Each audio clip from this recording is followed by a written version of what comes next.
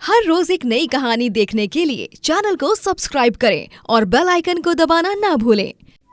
सुरेखा अपनी सास उषा और ससुर वनराज के साथ रहती है। उसका पति राजेश एक पुलिस ऑफिसर होता है और वो शहर में अपनी ड्यूटी पर होता है, इसीलिए वो छुट्टी मिलने पर ही गांव में आया करता है। एक दिन सुरेखा, उषा और वनराज तीनों बहुत खुश होते हैं क्योंकि पूरे 6 महीने बाद अब राजेश घर पर आने वाला था। अब क्या बना रही हो बहू? माँ जी, मैं मटर पुलाव बना रही हूँ। राजेश जी को बहुत पसंद है ना, इसीलिए। बहुत खूब बहू। वैसे भी हमारी बहू रानी के हाथ के मटर पुलाव किसे नहीं पसंद। जो कोई भी सुरेखा बहू के हाथ के मटर पुलाव खाता है वो सीधा अमृत खा लेता है। सही कहा जी आपने। धन्यवाद बाबूजी। काश हम भी शहर में राजेश के पास रह सकते, लेकिन आपकी तबीयत वहाँ खराब हो जाती है, इसीलिए हमें यहाँ गांव में ही रहना पड़ता है जी। हाँ सुरेखा, अब क्या ही कर सकते हैं। खैर वो सब छोड़िए और आप दोनों अभी के अभी तैयार हो जाइए। बाबूजी, मैंने आपका वो पीला कुर्ता निकाल दिया है, उसे पहन लीजिए। और माँ जी, आप वो रानी कलर वाली साड़ी पहनिए। ठीक है बहू, लेकिन तू कब तैयार होगी बहू? मैं हो जाऊंगी तैयार, पहले आप दोनों तो होइए। चलो ठीक है बहू। सभी खुशी से राजेश का स्वागत करने के लिए तैयार हो जाते हैं, लेकिन अचानक से उन्हें खबर मिलती है कि राजेश का गांव आते समय एक बहुत बड़ा एक्सीडेंट हो गया है और वो अब इस दुनिया में नहीं रहा। ये खबर सुनकर तीनों के पैरों तले जमीन खिसक जाती है। नहीं, ये नहीं हो सकता। हमारा राजेश हमें इस तरह छोड़कर नहीं जा सकता। राजेश, तू कहाँ चला गया रे बेटा? अरे तनिक मिल के जाता अपनी माँ से। ये राजेश बेटा, राजेश लौट आना बेटा। मैंने कभी सोचा नहीं था कि आप मुझे इस तरह अकेला छोड़कर चले जाओगे राजेश। ये बहुत गलत किया आपने। राजेश जी, लौट आइए ना, हम सब आपकी राह देख रहे हैं। राजेश की मौत के बाद अब घर पर काफी आर्थिक समस्या होने लगती है क्योंकि राजेश ही था जो कमाकर पैसे भेजता था। वनराज के पास एक बैलगाड़ी थी जिसे चला चला कर वो लोगों को एक जगह से दूसरी जगह छोड़ा करता था और उसी के जरिए पैसे कमाकर उसने अपने बेटे राजेश को पढ़ाया लिखाया भी। लेकिन अब वनराज अपनी तबीयत के कारण कुछ काम भी नहीं कर पा रहा था। सुरेखा और उषा पूरे गांव में काम की तलाश करते हैं पर उन्हें कहीं भी काम नहीं मिलता। बहू, अब हम क्या कर सकते हैं? हमें तो कहीं पर भी काम नहीं मिल रहा है। हाँ माँ, लेकिन हम हिम्मत नहीं हारेंगे। माँ, क्यों ना हम मटर पुलाव बेचें? आप सभी कहते रहते हो ना, मेरे हाथ का मटर पुलाव अगर बेचने जाओ तो पूरा गांव दीवाना हो जाएगा उसका। अरे हाँ बहू, ये तो बहुत ही बढ़िया सुझाव है। तू मटर पुलाव बेच सकती है। हम दोनों सास बहू मिलकर ये काम जरूर कर सकते हैं। हाँ माँ जी, इसके जरिए काफी अच्छे पैसे भी कमाए जा सकते हैं क्योंकि गांव में ऐसे कई सारे ठेले और ढाबे वाले हैं जो कोई न कोई खाद्य पदार्थ बेचकर अच्छे खासे पैसे कमा रहे हैं। हाँ बहू, लेकिन हम मटर पुलाव को बेचेंगे कहाँ? हमारे पास ना तो ठेला खरीदने के पैसे हैं और ना ही ढाबा खोलने के। हाँ माँ जी, वो भी एक परेशानी है। उषा और सुरेखा अब इसी सोच में पड़ जाते हैं कि वो दोनों अब मटर पुलाव बेचेंगे तो कैसे बेचेंगे। तभी अचानक से उषा को वनराज की बैलगाड़ी दिखाई देती है। हमारी बैलगाड़ी कब काम आएगी? वैसे भी राजेश के बाबूजी तो इसे अब चलाने से रहे। हम इस बैलगाड़ी को ही अपने ढाबे का रूप दे देंगे, क्यों बहू? हाँ माँ जी, बिल्कुल सही कहा आपने। तो तय रहा, अब हम दोनों अपना बैलगाड़ी का मटर पुलाव ढाबा खोल कर ही रहेंगे। हाँ सुरेखा बहू। उषा और सुरेखा अब बैलगाड़ी को एक ढाबे का रूप दे देते हैं और उस पर सवार होकर मटर पुलाव बेचने लगते हैं, जिसके बाद वो लोग मटर पुलाव खाकर उनकी खूब तारीफ करते हैं। वाह वाह, क्या मटर पुलाव है। सच में इसका स्वाद एकदम अमृत समान है। इस मटर पुलाव से मुझे मेरी नानी की याद आ गई। वो भी बिल्कुल ऐसे ही मटर पुलाव बनाया करती थी।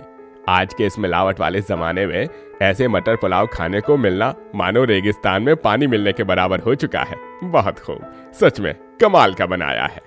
आपका बहुत बहुत धन्यवाद भाई साहब। उषा और सुरेखा दोनों का मटर पुलाव का ये छोटा सा कारोबार बहुत अच्छे से चलने लगता है, लेकिन इनके इस कारोबार के कारण गांव के अन्य ढाबे वालों को तकलीफ होने लगती है, क्योंकि उनके पास ग्राहकों का आना जाना बहुत कम हो जाता है और सभी गांव वाले बस उषा और सुरेखा के मटर पुलाव को ही खाते रहते हैं। इन दोनों सास बहू ने हमारे नाक में दम करके रख दिया है। और नहीं तो क्या, हमें इनके बैलगाड़ी मटर पुलाव ढाबे को बर्बाद करना होगा। लेकिन हम वो करेंगे कैसे? आज ही हम उन दोनों की बैलगाड़ी चुरा लेंगे। बैलगाड़ी के बगैर वो दोनों मटर पुलाव बेच ही नहीं पाएंगी। बिल्कुल सही कहा। उसके बाद वो तीनों क्रूर ढाबे वाले अब उषा और सुरेखा की बैलगाड़ी चुरा लेते हैं और उसे कहीं छुपा देते हैं, जिसके बाद अपनी बैलगाड़ी गायब होने पर दोनों काफी चिंतित हो जाती हैं। हे भगवान, अब हम क्या करें बहू? बैलगाड़ी के बिना हम मटर पुलाव बेचेंगे कहाँ? हमारे पास जितने पैसे इकट्ठा हुए थे हमने सारे जरूरी चीजों में तो खर्च कर दिए। आप चिंता मत कीजिए माँ जी, हम यहीं पर हिम्मत नहीं हार सकते हैं। गांव वालों को हमारा मटर पुलाव पसंद आने लगा है और हमें गांव वालों के लिए तो ये मटर पुलाव बेचना ही होगा। हम चाहे मटर पुलाव को अब बैलगाड़ी पर बेचें या उन्हीं सड़क पर, वो हमारे मटर पुलाव को खाने जरूर आएंगे। हाँ बहू, तूने ये बात तो सही कही है। सुरेखा और उषा अब सड़क पर ही मटर पुलाव बेचते हैं और तभी गांव वाले उनके मटर पुलाव को खाने आ जाते हैं। देखा माँ जी, मैंने कहा था ना आपसे, ग्राहक आएंगे। हाँ बहू। बैलगाड़ी चुरा लेने के बावजूद भी दोनों सास बहू की तरक्की जारी है। ये देखकर उन तीनों ढाबे वालों की जलन बढ़ जाती है और अब वो तीनों चुपके से सास बहू के मटर पुलाव में मिर्च पाउडर मिला देते हैं, जिसके बाद वो मटर पुलाव खाने पर ग्राहकों को काफी तीखा लगता है और वो उससे खाने से मना कर देते हैं। इतना तीखा? अरे नहीं बाबा नहीं, हमें नहीं खाना ये तीखा मटर पुलाव। इतना तीखा? अरे नहीं बाबा नहीं, हमें नहीं खाना ये तीखा मटर पुलाव। हाँ, हम नहीं खाएंगे। ये लो तुम्हारे तीखे और बेस्वाद मटर पुलाव और खुद ही खा के बैठो तुम दोनों सास बहू। लेकिन हमारी बात तो सुनिए। अब बहू, ये मटर पुलाव अचानक से तीखा कैसे हो गया? तूने सही से तो बनाए थे ना? हाँ माँ जी, मैंने तो सही से बनाए थे, फिर भी न जाने कैसे। अब वो दोनों सास बहू बहुत चिंताग्रस्त हो जाते हैं, क्योंकि तीखे मटर पुलाव की बात पूरे गांव में फैल जाती है, जिस कारण उनके ढाबे पर अब कोई भी ग्राहक आने से कतराने लगता है। एक दिन जब सुरेखा गांव की नदी के पास से गुजर रही होती है, तभी वो वहाँ पर 3 बच्चों को नदी में डूबते हुए देखती है और फौरन उन्हें बचाने के लिए नदी में छलांग लगा लेती है। वो उन तीनों को बचाकर उनके घर ले जाती है और उनके पिता को कोई और नहीं बल्कि वो तीनों ढाबे वाले ही होते हैं। सुरेखा ने अपने बच्चों की जान बचाई है, ये देखकर उन तीनों को काफी शर्मिंदगी महसूस होती है और वो तीनों उससे अपना गुनाह कबूल करके माफी मांगते हैं। आप तीनों ने मेरे साथ जो कुछ भी किया वो बहुत गलत किया है, लेकिन आप तीनों को अपनी गलती का एहसास सही समय पर हो गया है, ये जानकर मुझे अच्छा लगा। मैं आप तीनों को माफ कर रही हूँ, लेकिन आइंदा से किसी के बारे में ऐसा मत सोचिए और किसी पर जलने की जगह खुद को मेहनत करके इस काबिल बनाइए कि आप दूसरों से जल ही ना पाओ और खुद में कामयाब हो जाओ। हाँ सुरेखा जी, हमें माफ कर दो। इस तरह अंत में सब ठीक हो जाता है और वो तीनों सुरेखा को बैलगाड़ी वापस लौटा देते हैं, जिसके बाद सुरेखा और उषा फिर से मटर पुलाव बेचने लगते हैं और खूब तरक्की करती हैं। गोपाल नगर नामक एक गांव में नत्थू कहकर एक सेठ रहता है, जिसकी जमीन पर किसान आकर खेती करते हैं। नत्थू अपनी बूढ़ी माँ कांता और छोटे भाई अशोक के साथ रहता है। जहाँ एक तरफ नत्थू स्वभाव से एकदम ही कंजूस और लालची होता है, तो वहीं दूसरी तरफ उसका छोटा भाई अशोक बहुत दिलदार और दूसरों की मदद करने वाला होता है। एक दिन सेठ जी, आपने पिछले महीने भी हमारी तनख्वाह काटी थी। हमें पैसों की बहुत ज्यादा जरूरत है। अभी त्योहार भी आ रहे हैं, ऐसा मत कीजिए, हमें हमारे पूरे पैसे दे दीजिए। हाँ सेठ जी, हम मेहनत तो पूरी करते हैं, वो भी एकदम जी जान से, और उसका फल भी आपको अच्छा ही मिलता है। काहे के अच्छे फल रे हैं? तुम लोग जितनी मेहनत करते हो उसका कोई फल नहीं मिलता हमको, समझे? ना कोई धान्य बिकता है, ना कोई सब्जी। धंधा आजकल मंदा ही चल रहा है, और वो सब तुम लोगों के कारण। ठीक से किसानी नहीं करोगे तो यही होगा ना, और फिर तनख्वाह काटने के बाद मुंह उठाकर यहाँ चले आते हो। चलो दफा हो जाओ यहाँ से अब। लेकिन सेठ जी, हमारी बात तो सुनिए।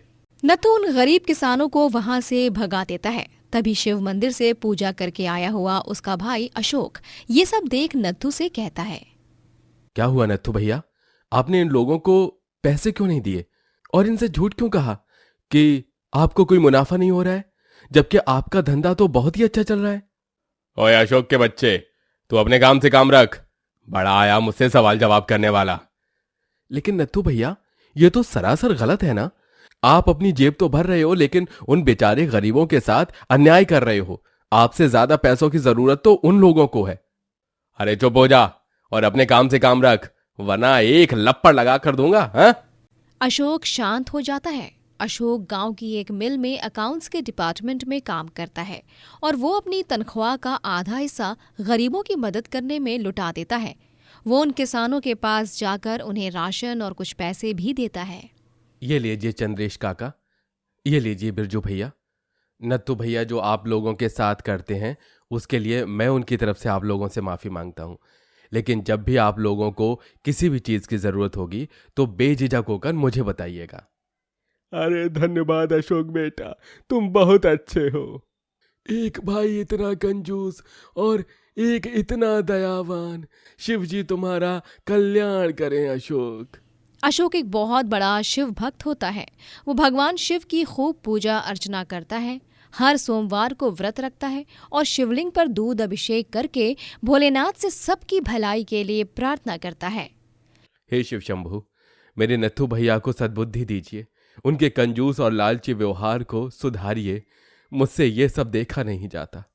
अशोक जब घर आता है तब वो देखता है कि खेत में नत्थू दो किसानों को खेत से धक्के मारकर बाहर निकाल रहा है। अरे सेठ जी, ऐसा मत कीजिए, हमें काम की बहुत जरूरत है, हमें काम करने दीजिए। बहुत पैसा पैसा करते रहते हो ना। कह रहा हूं कि मुझे पैसे मिल जाने पर मैं तुम्हें दे दूंगा, लेकिन नहीं, तुम लोगों को मेरी बात समझ में नहीं आती है ना। जाओ अब ढूंढो कहीं और काम। अरे नहीं सेठ जी, हमें माफ कर दीजिए, मेरी बेटी की शादी है 2 महीने में, इसलिए मैं आपसे पैसे मांग रहा था। अब जाओ। अब मैं ना तो तुम्हें तुम्हारे बचे हुए पैसे दूंगा और ना ही काम पर रखूंगा। भूल जाओ सब कुछ अभी। वो दोनों किसान उदास होकर वहां से चले जाते हैं। ये सब देखकर अशोक को बहुत बुरा लगता है। वो अपनी माँ कांता से कहता है, माँ ये सब क्या है, आप कुछ कहती क्यों नहीं है नत्थू भैया से? क्या करूं बेटा, उसे समझा समझा कर थक गई हूं मैं, लेकिन वो मेरी सुनता ही नहीं। इतना लालच करेगा तो बहुत पछताएगा बाद में। नत्थू उन दोनों की बात सुन लेता है और वो उनके पास आकर कहता है, मैं कुछ पछताने वछताने वाला नहीं हूं, और हाँ, आप दोनों को भी मेरे काम के बीच में दखल अंदाजी करने की कोई जरूरत नहीं है। मुझे अच्छी तरह से पता है कि मैं क्या सही करता हूं और क्या गलत करता हूं। नत्थू आंखें दिखाकर वहां से चला जाता है। अशोक को अपने बड़े भाई का ये बर्ताव देख अच्छा नहीं लगता है। वो इसीलिए रात में उससे फिर से झगड़ा करता है। बस अब बहुत हुआ आपका भैया, मैं आपके सारे किसानों से कह देने वाला हूं कि आपके खेत में काम को छोड़कर चले जाएं। मैं उन सबको किसी और ईमानदार सेठ के यहाँ काम पे लगवा दूंगा और उन्हें उनके बचे हुए पैसे भी दे दूंगा। अशोक बिल्कुल ठीक कह रहा है नत्थू बेटा, तुम्हारे यहाँ काम करने से तो सभी किसान बेचारे नुकसान में ही जा रहे हैं। तुम्हें तो बस खुद की ही पड़ी है। खबरदार, खबरदार, अगर तुमने ऐसा कुछ किया तो मैं तुम्हें छोड़ूंगा नहीं। मेरे सारे किसान मेरे ही खेत में आने चाहिए। अगर तुमने उनसे जाकर कुछ कहा तो मैं भूल जाऊंगा कि तुम मेरे छोटे भाई हो। तुम्हें माँ की सौ। लेकिन नत्थू भैया, अब अशोक पूरी तरह फंस जाता है क्योंकि नत्थू ने उसे माँ की 100 जो दी थी। एक दिन जब नत्थू जंगल के रास्ते से गुजरते हुए शहर की तरफ जा रहा होता है, तभी उसे कुछ डाकू घेर लेते हैं। अरे वाह, ये तो एक सेठ है। इसके पास तो ढेर सारे पैसे होंगे। आज तो हमारे मजे हैं। ओए चलो, जल्दी से पैसे निकाल, वरना तेरी खैर नहीं है आज। नहीं, छोड़ दो मुझे, मेरे पास कुछ नहीं है। अरे झूठे मक्कार, ये गले में सोने की चेन, बटुए में इतने सारे पैसे, ये सब किसी जादू से आए हैं क्या फिर? डाकू नत्थू का सोना और पैसा उससे छीन लेते हैं और उसे मारने लगते हैं। तभी वहां पर नत्थू की खेत में काम करने वाले किसान वहां से गुजर रहे होते हैं। वो उन डाकुओं को नत्थू को मारते हुए देख लेते हैं और तभी वो दोनों किसान वहां पड़े बैम्बू को उठाकर उन डाकुओं को मारने लगते हैं। नहीं, ये लो। किसान डाकू को मार पीट कर वहां से भगा देते हैं और किसानों को देख नत्थू को अपनी गलती का एहसास हो जाता है। मुझे माफ कर दो, मैंने तुम लोगों के साथ इतना अन्याय किया। तुम सबको पैसे कम दिए और तुम लोगों ने मुसीबत में मेरी जान बचाई। मैं सच में बहुत बुरा हूँ, मुझे माफ कर दो। अरे नहीं सेठ जी, ये तो हमारा फर्ज था। हाँ सेठ जी, आपको माफी मांगने की कोई जरूरत नहीं है, बस हमें काम से मत निकालना कभी भी। इतना कहते हुए वो दोनों किसान वहां से चले जाते हैं। गरीब कितने ईमानदार और दयावान होते हैं। लालच और कंजूसी करते करते मैंने कभी मेरे किसानों की भावनाओं को नहीं समझा। आज उन्होंने ही मेरी जान बचाई, जिनकी जान को मैं रोज जलाता हूँ। उनसे मुफ्त में ज्यादा काम करवाकर, जानबूझकर उनकी तनख्वाह में से पैसे काटकर, उन्हें देर से तनख्वाह देकर और उन्हें बुरा भला कहकर। लेकिन अभी नहीं, अभी मैं सबसे अच्छे से पेश आऊंगा और कंजूसी करना छोड़ दूंगा, क्योंकि सच में दूसरों की मदद करने से ज्यादा अच्छा पुण्य और किसी काम में नहीं है। तभी वहां पर नत्थू भगवान शंकर का मंदिर देखता है और उसमें जाकर उनकी पूजा करता है। तभी उसे शिव जी की आवाज सुनाई देती है। तुम्हें अपनी गलतियों का एहसास हुआ, ये देख मैं बहुत खुश हूं नत्थू। बस यूं ही तुम अपने अपनों को और बाकी जरूरतमंद लोगों को मदद करते रहा करो। आयुष्मान भव। अरे धन्यवाद शिव जी, आपका बहुत बहुत धन्यवाद। और उस दिन के बाद से नत्थू ने फिर कभी कंजूसी नहीं की और वो सबके साथ अच्छे से ईमानदारी से पेश आने लगा। दोस्तों, अगर आपको ये कहानी पसंद आई तो लाइक करें, शेयर करें और कमेंट करके बताएं कि कहानी में आपको सबसे अच्छा क्या लगा।